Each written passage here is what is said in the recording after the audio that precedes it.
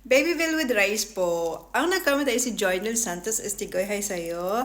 Matagal ko na itong nababasa. Ang dami nag-comment ng Babybel with rice daw. Kaya lang feeling ko wala siyang lasa. Kasi yung kanin, di ba?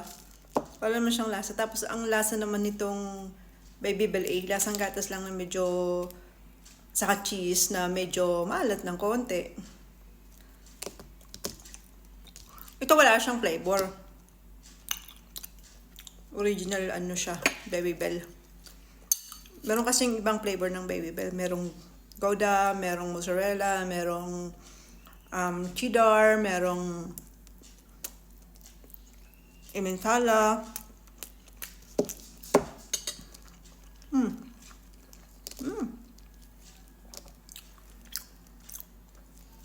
Lasang ano, rice na may cheese. Yun lang yung lasa niya. Masarap naman. Pero parang ano.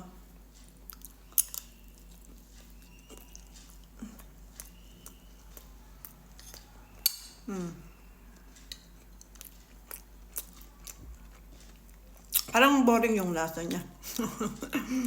With kanin.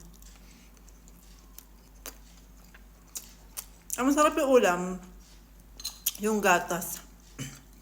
Gatas, tapos condensed milk, tapos saging, yun yung masarap yung ulam.